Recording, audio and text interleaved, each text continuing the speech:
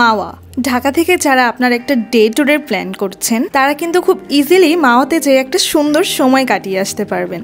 আপনাদের যদি নিজেদের গাড়ি থাকে তাহলে তো খুব ইজিলি যেতে পারবেন, আর না হলে আপনারা আমার মতো ট্রেন দিয়েও কিন্তু যেতে পারবেন। ট্রেনে যেতে সময় অনেক কম লাগে, আর এক্স্যাক্ট 3টায় ঢাকা কমলাপুর রেলওয়ে স্টেশন থেকে কিন্তু এই ট্রেনটা ছেড়ে যাবে, আর আমি এই ট্রেনে করে আজকে মাওয়া যাবো।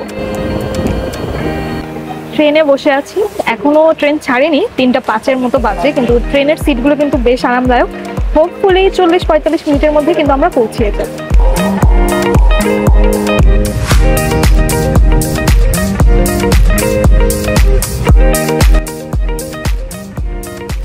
আচ্ছা, মাত্র 1 ঘন্টার মতো লেগেছে ঢাকা থেকে মাওয়া আসতে। এই যে আমি চলে এসেছি। ট্রেন থেকে নেমেই রাস্তাটা জাস্ট পার হয়ে আপনারা দেখবেন যে নিচে অনেক অটো থাকে। আপনারা মাত্র 100 টাকা দিয়ে কিন্তু অটোগুলো ভাড়া করতে পারবেন, আর এই অটো নিয়ে ডিরেক্ট চলে যাবেন মাওয়া ঘাটে। ট্রাই করবেন মাওয়া ঘাটে সরকারি ছুটি বাদে যাওয়ার, কারণ যদি আপনারা সরকারি ছুটির কোনো দিনে যান তাহলে অনেক বেশি ভিড় হবে। একদম কানায় কানায় দেখবেন ঘাটের সব জায়গায় মানুষ।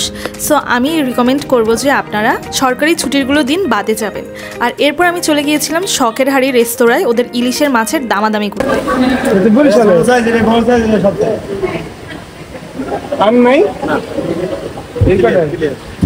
এটা সবচেয়ে বড়,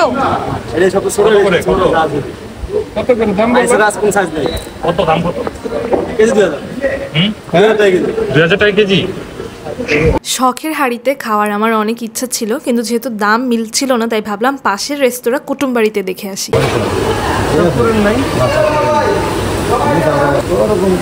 না 1600 না, 1 কেজি 85 গ্রাম। ওই তো সব মিলে 1600 দিবে না, সব নিলা না, আমি তো সব নিলা বলি না, তো তোমার একটা পালাই দিতাম না এমনি করে। 1 কেজি না, যে 85 গ্রাম না, ওই আমার 80 গ্রামের আমার কাম করা যায়। 85 গ্রাম ধরলাম আবার আপনার না না না। শখের হাড়িতে দাম আমাদের বাজেটের একটু বাইরে ছিল, তাই আমরা কুটুমবাড়িতে চলে এসেছি। এখানে দরদাম করে আমরা 100 টাকা কম পেয়েছি, বেশি একটা কম না। ওভারঅল বলবো যে আপনারা যদি মাওয়া আসেন ডেফিনেটলি গ্রুপ সহ আসবেন, তাহলে ইলিশ মাছটা পুরা নিতে পারবেন। আগেরবার আমি জাস্ট 2 জন এসেছিলাম, তাই আমাকে জাস্ট পিস নিতে হয়েছে, কিন্তু এবার আমি পুরা ইলিশ মাছটা নিয়েই আপনাদেরকে দেখাবো। ফাইনালি আমরা এই ইলিশ মাছটা চুজ করেছিলাম, আর এখানেই কিন্তু সুন্দর মতো ওর একদম কেটে বেছে ধুয়ে রেডি করে দিবে। আমি ভাবছিলাম কেমন না কেমন ভাবে কাটে, বাট দেখলাম যে না, বেশ সুন্দর যত্ন করেই কেটেছিল। আর এখানে এই যে ভাজাভাজি শুরু হয়ে গিয়েছে।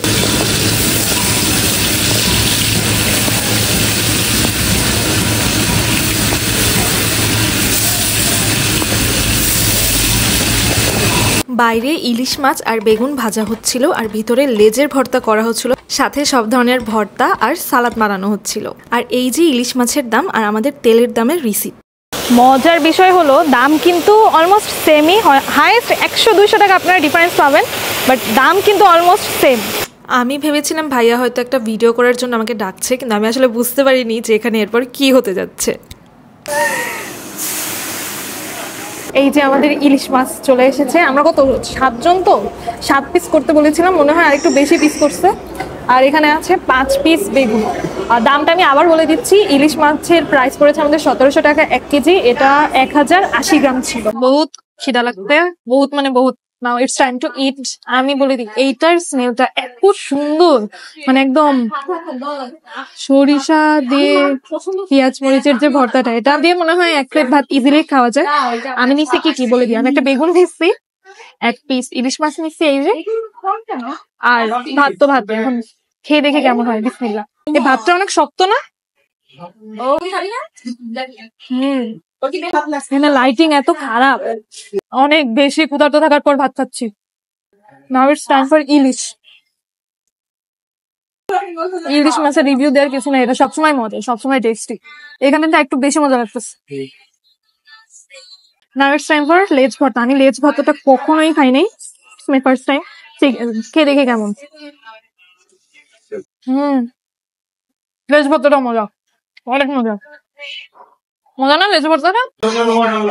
পেঁয়াজের ভর্তাটাই অনেক মজা, কিন্তু লেজের ভর্তাটা বেশি মজা। লেজ ভর্তাটা বেশ অসাধারণ।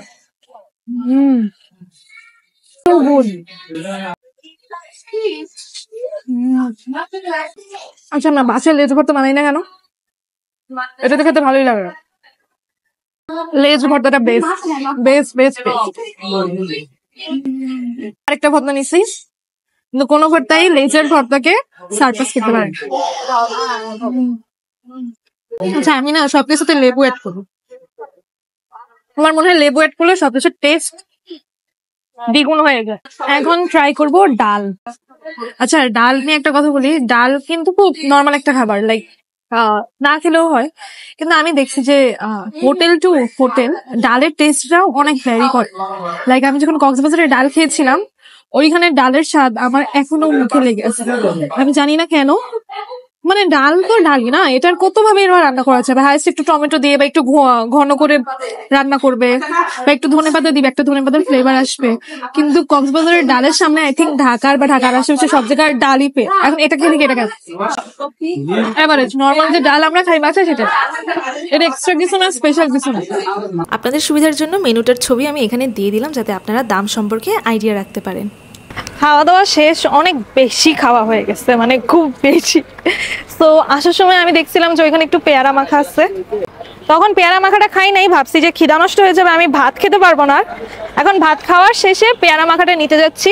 যদিও আমি এখানে এসেছিলাম পেয়ারা মাখাটা নিতে, কিন্তু দেখলাম যে এখানের আম মাখাটা দেখতে অনেক সুন্দর লাগছিল। ওরা দেখলাম এখানে একটা তেঁতুলের সস দিয়ে আম মাখাটা মেক করে থাকে, সো আমিও আম মাখাটাই নিলাম। প্রাইস একটু বেশি মনে হয়েছে, 50 টাকার মতো, কিন্তু এই আইটেমটা এত বেশি ফ্লেভারফুল ছিল। এটা আমের মধ্যে দেখলাম যে মামা এখানে লেবুও অ্যাড করেছেন, আর তেঁতুলের সস তো আছেই। যেহেতু আমি এটা খেতে খেতে আবার ঢাকায় ব্যাক করবো, সেটা আমি পার্সেল নিয়ে নিলাম। আর এই যে এই সসটা মামা আবার দিয়ে দিল উপরে একটু। সো ফাইনালি আম খেতে খেতে ঢাকায় ব্যাক করে ফেললাম। আমার ব্লগটা কেমন লাগলো আপনারা অবশ্যই কমেন্ট করে জানাবেন, আর লাইক, কমেন্ট আর শেয়ার করতে কিন্তু একদম ভুলবেন না।